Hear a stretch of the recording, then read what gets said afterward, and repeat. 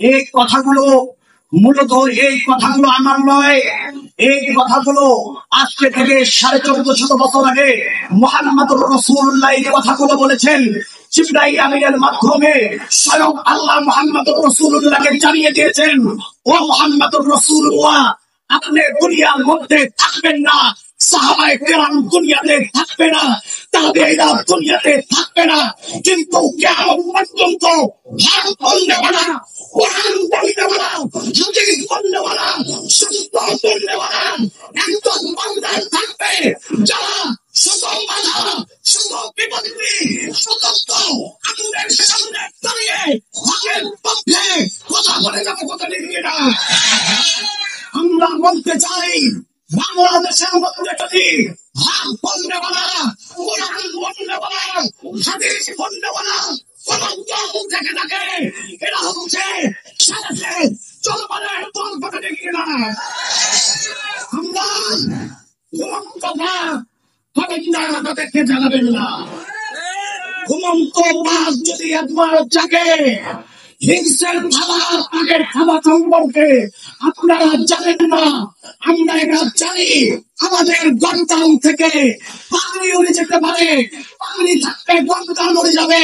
মুসলমান তো ভালো পানি খুলতে রাজি না, আমাদের বক্তব্য পরিষ্কার। আমাদের বড়রা যেই নির্দেশনা দেবেন, যা বলবেন, শিক্ষা দিয়ে ফরিদপুরে আমার দুই ভাইকে শাহাদাতের পেয়ালা উপনীত করিয়েছেন। এখন পর্যন্ত রাষ্ট্রীয়ভাবে কোনো ঘোষণা আছে নাই। কত লিখলেরা 24 ঘন্টা আলটিমেটাম দিচ্ছে ইসলামী আন্দোলন বাংলাদেশ, 24 ঘন্টা আলটিমেটাম দিচ্ছে। এর বিচার যদি এই জমিনে না হয়, ইসলামী আন্দোলন জানে কিভাবে বিচার করতে হয়, এটা আমরা জানি। কথা লিখলেরা বিভিন্ন প্রোগ্রামে আমরা আলটিমেটাম দিয়েছিলাম। শিক্ষা ব্যবস্থা, এখনো শিক্ষা ব্যবস্থার সংস্কার হয় নাই। গত 17 মে একটা খবর আমাদের কানে এসেছে, আলিয়া মাদ্রাসার একজন মুহাদ্দিস নাকি হিন্দুকে নির্বাচন করা হয়েছে। কথা দেখবে না, আমরা কেবল ভাষায় বলতে চাই, আমাদেরকে জাগাবেন না, আমাদেরকে আর রাগাবেন না।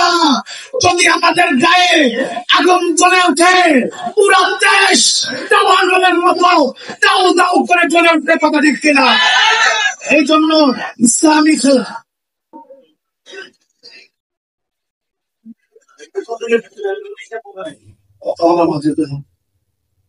আমি আমার বক্তব্য সবাইকে সবাই আমি একটা কথা বলে শেষ করে দেব। ইসলামী আন্দোলন বাংলাদেশ রংপুরের এই আজকের এই সমাবেশটাকে আমি পুরা কুরিয়ার ওলামায়ে কেরাম তৌহিদি জনতা আম জনতাকে ঐক্যের ডাক দিচ্ছি। যদি ইসলামী রাষ্ট্র কায়েম করতে চান, তাহলে শেখ পীর সাহেবের হাতে হাত রেখে বায়াত গ্রহণ করে বিশ্বের মুসলমান এক হয়ে যাও। ক্ষমতা আমাদের আসবে। কথা ঠিক কিনা মুসলমান?